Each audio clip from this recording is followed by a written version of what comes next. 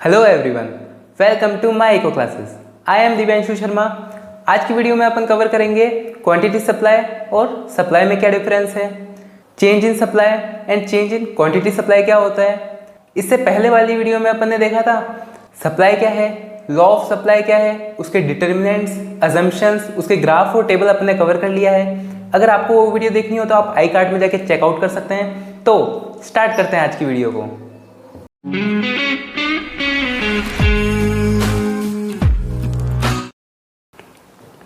तो सबसे पहले देखते हैं अपन सप्लाई और क्वांटिटी सप्लाई में क्या फर्क है, क्या डिफरेंट है। ठीक है, सप्लाई क्या होती है? Supply is the number of goods available at any given price. मतलब किसी भी गिवन प्राइस पे कौन कौन से गुड्स अवेलेबल है और कितने गुड्स अवेलेबल है सप्लाई होने के लिए, यानी मार्केट में जाने के लिए, तो वो क्या कहलाएगा? सप्लाई कहलाएगा। ठीक है, the word supply is used for the entire curve. मतलब जो वर्ड सप्लाई है वो किसको रिप्रेजेंट करता है? पूरे सप्लाई कर्व को रिप्रेजेंट करता है। जैसे ये हो गई वाई एक्सेस, ये हो गई एक्स एक्सेस और ये हो गया अपना सप्लाई कर्व। तो ये जो पूरा कर्व है, इस पूरे के लिए अपन क्या यूज करते हैं? सप्लाई वर्ड यूज करते हैं। मतलब इस पूरे पे, मतलब जिस जिस पॉइंट पे गुड्स सप्लाई होने के लिए अवेलेबल है, जिस इस प्राइस पे, वो क्या हो जाएगा? पूरी सप्लाई हो जाएगी। ठीक है, अब क्वांटिटी सप्लाई क्या होती है? Quantity supply refers to the number of goods that supplier is able to provide and sell at an specific price. मतलब ये क्या है? पॉइंट ऑफ टाइम को बताते हैं। जैसे कि अपने डिमांड में देखा था कि क्वांटिटी डिमांडेड क्या होता है? एक पॉइंट ऑफ टाइम पे जो क्वांटिटी डिमांड हो रही है उसको अपन क्या कहते हैं? क्वांटिटी डिमांडेड कहते हैं। तो ऐसे ही सप्लाई में भी होता है, एक पॉइंट ऑफ टाइम पे जो सप्लायर क्या करने के लिए तैयार है, उसके प्रोडक्ट सप्लाई करने के लिए तैयार है, वो क्या हो जाएगा? क्वांटिटी सप्लाई हो जाएगा। जैसे ये कर्व है, अगर इस पॉइंट पे अपन देखें तो इस पॉइंट पे, इस प्राइस पे, अगर यहाँ पे 20 प्राइस है, यहाँ पे 20 प्रोडक्ट है, ठीक है, 20 यूनिट, ठीक है, तो ये क्या हो जाएगा? ये पॉइंट क्वांटिटी सप्लाई हो जाएगा, जहाँ पे 20 रुपीज़ प्राइस है। यहाँ पे क्या है? एक स्पेसिफिक प्राइस है 20 रुपीज़ की। तो इस यहाँ पे जो सप्लायर सप्लाई करने के लिए रेडी है, तो वो क्या हो जाएगी? क्वांटिटी सप्लाई हो जाएगी। ठीक है, आगे देखते हैं अपन। अब देखेंगे सबसे पहले चेंज इन सप्लाई। ठीक है, अपन क्या देख रहे हैं? Change in supply. इसके अंदर क्या आता है? इसके अंदर प्राइस की वजह से कोई चेंज नहीं आएगा। किस में नहीं आएगा? सप्लाई कर्व में चेंज नहीं आएगा। के प्राइस की वजह से कोई चेंज नहीं आएगा सप्लाई कर्व में। और चेंज किसकी वजह से आएगा? Other determining factor. ठीक है, जैसे क्या होगा? टेस्ट, प्रेफरेंस, ठीक है, टैक्स और रिलेटेड गुड्स की प्राइस। ठीक है, इन सब की वजह से जो भी चेंज आएगा सप्लाई कर्व में, वो क्या हो जाएगा? चेंज इन सप्लाई हो जाएगा। ठीक है, इधर देख लो, change in supply refers to an increase और decrease in supply at a same price. मतलब प्राइस क्या रहेगी? कांस्टेंट रहेगी, सेम रहेगी। सप्लाई कर्व क्या होगा? इंक्रीज और डिक्रीज होगा। ठीक है, अब अ चेंज इन सप्लाई में occur because of introduction of new technology. मतलब न्यू टेक्नोलॉजी की वजह से भी चेंज आ सकता है। ठीक है, अपन ने कल वाली वीडियो में देखा डिटर्मिनेंट्स ऑफ सप्लाई। ठीक है, उसके अंदर टेक्नोलॉजी थी, तो टेक्नोलॉजी की वजह से चेंज आ सकता है डिमांड में। ठीक है, और introduction of new efficient method of production. मतलब प्रोडक्शन की कोई एफिशिएंट मेथड आ गया, नया मेथड आ गया। ठीक है, and increase in composition of market. इन सब की वजह से क्या होता है? सप्लाई में चेंज आता है। ठीक है, बट इसके अंदर ध्यान क्या रखना है? प्राइस रहेगी सेम, नहीं हिलेगी, बिल्कुल कांस्टेंट रहेगी। ठीक है, अब देखते हैं इसके अंदर दो चीज होती है, एक होता है इंक्रीज इन सप्लाई और एक होता है decrease in supply. Increase in supply क्या होता है? इंक्रीज इन से ही समझ में आ रहा है कि मतलब सप्लाई क्या होगी? आगे इंक्रीज हो रही है, बढ़ रही है। और अपन जानते हैं जब भी अगर कोई चीज बढ़ती है कर्व में, तो वो किस वर्ड शिफ्ट होती है? राइट वर्ड शिफ्ट होती है। ठीक है, और कोई भी चीज डिक्रीज होती है तो वो किस साइड शिफ्ट होती है? वो किस साइड शिफ्ट होती है? Left side. ठीक है, तो डिक्रीज में किस साइड शिफ्ट होगी? लेफ्ट। ठीक है, कोई दिक्कत नहीं है यहाँ तक, पढ़ते हैं इसको। An increase in supply refers to the increase in supply at specific price. ठीक है, और in other words a rightward shift in supply curve. ठीक है, देख लिया अपने क्या कह रहा है ये? इंक्रीज इन सप्लाई क्या बताती है अपन को? कि सप्लाई में क्या हो रहा है? इंक्रीज हो रहा है, बाकी प्राइस क्या रह रही है? सेम रह रही है। ठीक है, और डिक्रीज इन सप्लाई क्या बताती है? A decrease in supply refers to fall in supply at the same price or the leftward shift in supply curve। मतलब ये क्या बता रही है? प्राइस क्या रह रही है? फिक्स है। ठीक है, चेंज किस में आ रहा है? सप्लाई कर्व में आ रहा है, वो भी किस साइड जाएगा? लेफ्टवर्ड। डिक्रीज हो रहा है इसलिए। ठीक है, अब इसका मैं आपको एक बार कर्व बताता हूँ कैसे होता है। ब्लैक से बनाते हैं, ये 1 और ये 2, ये एक्स एक्सेस, ये वाई एक्सेस, यहाँ पे प्राइस और यहाँ पे क्वांटिटी या यूनिट्स। ठीक है, ये एक्स एक्सेस, ये वाई एक्सेस, ये 0, ये 0, यहाँ पे क्वांटिटी या यूनिट्स, यहाँ पे प्राइस। ठीक है, कोई दिक्कत नहीं है। सप्लाई कर्व दूसरे कलर से बनाता हूँ, ये हो गया सप्लाई कर्व, पॉजिटिव होता है सप्लाई कर्व, अपन को पता है, कोई दिक्कत नहीं है। और यहाँ पे ये हो गया सप्लाई कर्व। ठीक है, ये हो गया नॉर्मल सप्लाई कर्व, इसको अपन ने अभी तक चेंज नहीं किया है। अब जब अपन देखते हैं कि increase in supply curve, increase in supply curve, तो क्या हो रहा है, राइटवर्ड शिफ्ट हो रहा है। ये लेफ्ट साइड है, ये राइट साइड है। ठीक है, राइटवर्ड शिफ्ट हो रहा है, ये इधर शिफ्ट हो गया सप्लाई, और यहाँ पे सप्लाई किस साइड शिफ्ट हुआ, इस साइड। ठीक है, तो ये क्या है, इंक्रीज इन सप्लाई है। अब अपन को क्या देखना है, डिक्रीज इन सप्लाई।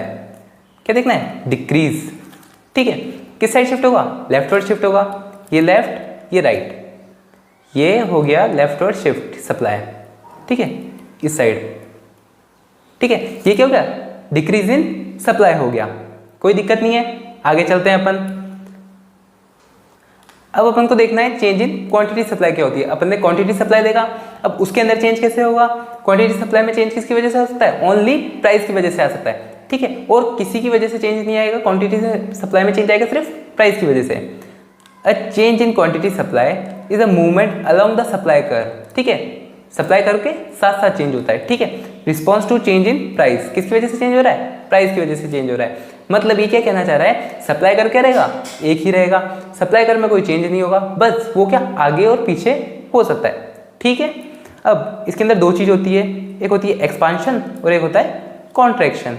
ठीक है, जैसे अपने डिमांड कर्व में देखा था, इंक्रीज और डिक्रीज इन डिमांड कर्व में क्या होता है, नया डिमांड कर्व बनता है, और एक्सपेंशन और कॉन्ट्रैक्शन में क्या होता है, डिमांड कर्व सेम रहता है। ठीक है, बस वो आगे और पीछे की मूवमेंट बताता है। तो इसके अंदर भी क्या आगे और पीछे की मूवमेंट है ओनली, इसके अंदर नया सप्लाई कर्व नहीं बनेगा। ठीक है, when the supply of goods rises due to rise in the price of goods alone, it is term as an expansion in supply curve. मतलब क्या कह रहा है ये, अगर कोई गुड्स की प्राइस बढ़ती है, ठीक है, और सिर्फ प्राइस बढ़ रही है और किसी चीज में फर्क नहीं आ रहा, तब क्या होगा, सप्लाई भी बढ़ेगी, क्योंकि अपन ने क्या देखा है, प्राइस और सप्लाई में क्या है, पॉजिटिव रिलेशनशिप है। तो उसको क्या कहेंगे अपन, एक्सपांशन कहेंगे। अगर प्राइस बढ़ रही है, सप्लाई बढ़ रही है, तो वो क्या हो जाएगा, एक्सपांशन हो जाएगा। और कॉन्ट्रैक्शन क्या होगा, when the supply of a good falls due to the fall in price, price की वजह से क्या हो रहा है, सप्लाई भी गिर रही है, it is called contraction of supply. उसको क्या कहते हैं अपन, कॉन्ट्रैक्शन ऑफ सप्लाई कहते हैं। ठीक है, इसका भी आपको ग्राफ बना के शो करता हूं। ये हो गया एक्स एक्सेस, ये वाई एक्सेस, ये 0, यहाँ पे यूनिट या क्वांटिटी, यहाँ पे प्राइस, ये यहाँ पे भी वाई एक्सेस, ये एक्स एक्सेस, एक्स, यहाँ पे क्या ली, क्वांटिटी या यूनिट, यहाँ पे वाई, प्राइस, ये 0। सप्लाई कर्व बनाता हूं मैं,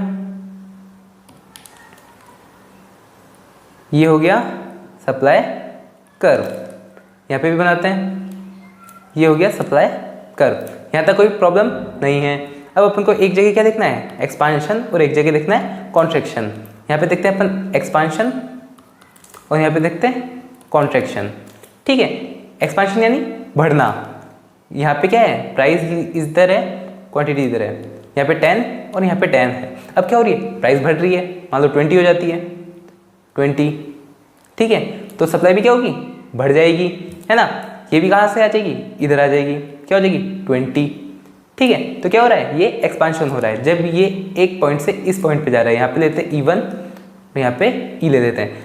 अब ये क्या जा रहा है, E से E1 पे शिफ्ट हो रहा है, तो ये क्या है, एक्सपांशन है, ऊपर बढ़ रहा है। ठीक है, और यहाँ पे देखते हैं, यहाँ पे क्वांटिटी हो गई 30, यहाँ पे प्राइस हो गई 30। अब क्या हो रहा है, अपन को करना है कॉन्ट्रैक्शन करना है। कॉन्ट्रैक्ट यानी छोटा करना किसी चीज को, तो क्या हो जाएगा, प्राइस मान लेते हैं 15, तो क्या हो रही है, डिमांड भी कम हो रही है, 15 दिख रहा है अपन को। तो जब ये यहाँ से यहाँ तक शिफ्ट हो रहा है तो ये क्या है, कॉन्ट्रैक्शन है। यहाँ पे ये ई है और यहाँ पे ये E2 हो जाएगा। जब E से E2 पे शिफ्ट हो रहा है, इक्विलिब्रियम 2 पे, तो क्या हो रहा है, कॉन्ट्रैक्शन हो रहा है, मतलब कम हो रहा है। ठीक है, ये क्या होता है, कॉन्ट्रैक्शन होता है। तो आगे चलते हैं अपन। तो आज की वीडियो में अपन ने क्या देखा, सबसे पहले देखा अपन ने सप्लाई एंड क्वांटिटी, सप्लाई में डिफरेंस। फिर अपन ने देखा चेंज इन सप्लाई, जिसमें क्या आता है, इंक्रीज एंड डिक्रीज। और फिर अपन ने क्या देखा, चेंज इन क्वांटिटी सप्लाई, जिसमें अपन ने क्या देखा, एक्सपांशन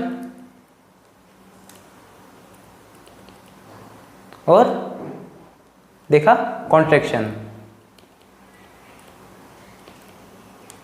ठीक है, तो आज की वीडियो में इतना ही, मिलते हैं नेक्स्ट वीडियो में। नेक्स्ट वीडियो में अपन कवर करेंगे इलास्टिसिटी ऑफ सप्लाई। ठीक है, तो वीडियो अच्छी लगी है तो आप इसको लाइक कर दीजिए, चैनल को सब्सक्राइब कर दीजिए। कोई भी क्वेश्चन हो तो कमेंट बॉक्स में पूछ सकते हैं। तो मिलते हैं नेक्स्ट वीडियो में। Thanks for watching.